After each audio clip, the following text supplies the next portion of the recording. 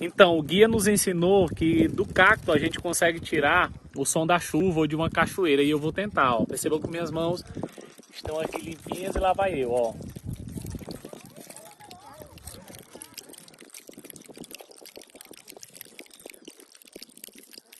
Cara, é igual, é idêntico, ó.